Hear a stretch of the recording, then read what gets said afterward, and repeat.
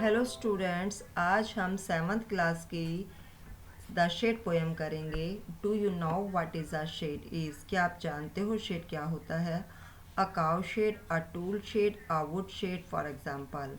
उदाहरण के लिए हम देखते हैं एक गाय की शेड यानी कि गाय की झोपड़ी जिसमें गाय रहती है। ए टूल शेड एक यंत्रों की शेड। अ वुड शेड एक लकड़ी की शेड फॉर एग्जाम्पल।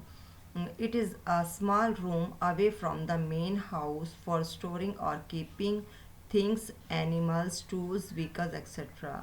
ये एक छोटा कमरा होता है जो मुख्य घर से दूर होता है और इसमें हम वस्तुओं को, जानवरों को, यंत्रों को, वाहनों आदि को भंडार कर सकते हैं, रख सकते हैं। Ask your partner if he has ever seen a shade. Let her him described it to the class. अपने साथी से पूछो कि क्या उसने कभी शेड देखा है। Let her him describe it to the class और उसे क्लास में बताने के लिए कहो। Now read the poem. अब पोएम पढ़ते हैं। There is a shed at the bottom of our garden with a spider's web hanging across the door.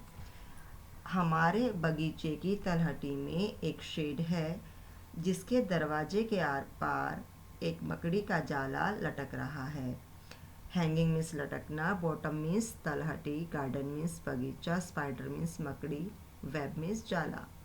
The hinges are rusty and cracked in the wind.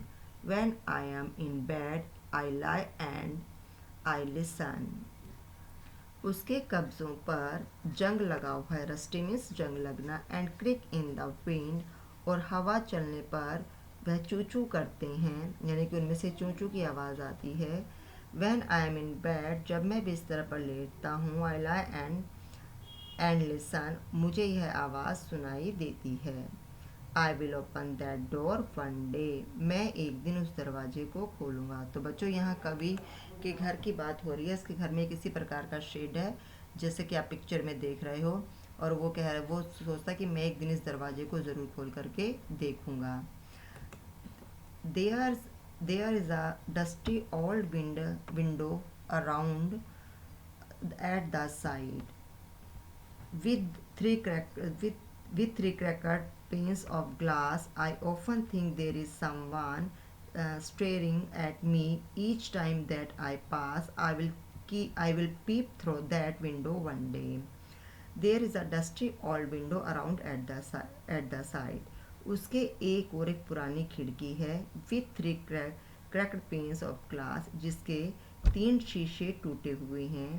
Glass में शीशा। I often think there is someone staring at me मैं प्राय सोचता हूँ कि कोई मेरी ओर घूर कर देख रहा है। स्टेयरिंग मीन्स घूर कर देखना। Each time that I pass हर बार जब भी मैं उसके पास से गुजरता हूँ, I will peep through that window one day एक दिन मैं उस खिड़की में से झांक कर अवश्य देखूंगा। यहाँ कभी सोचता रहता है कि मैं इस खिड़की में से जरूर झांक कर एक दिन अंदर देखूंगा। My brother says there is a ghost in the shed. Ghost means भूत। मेरा भाई कहता है कि शेड में एक भूत है। Who hides under the rotten floorboards. And if I ever dare to set foot inside, जो कि सड़े हुए लकड़ी के फर्श के नीचे बैठा है। And if I ever dare to set foot inside और यदि कभी मैंने उसके अंदर कदम रखने की हिम्मत करी तो he will jump out and chop of my head तो वह कूद कर बाहर आ जाएगा और मेरा सिर काट देगा। चॉप मीन्स काट देना। But I will take a peek one day लेकिन एक दिन मैं इसके अंदर अवश्य ही झांकूंगा। यहाँ कवि का भाई जो है उसे डराता है कि भाई अगर वह इसके अंदर झांकेगा तो भूत है इसके अंदर और भूत जो है कूद के बाहर आएगा और उसके सिर को काट देगा। लेकिन फिर भी कवि सोचता है कि मैं ज़रूर इसके अंदर एक दिन झांक कर देखूंगा। I know that there isn't really a ghost मैं जानता हूँ कि शेड में वास्तव में कोई भूत नहीं है। My brother tells lies to keep the shed for his den मेरा भाई उस शेड को अपना घर बनाने के लिए झूठ बोल रहा है। There isn't anyone staring or making strange noise, and the spider has been gone from his web.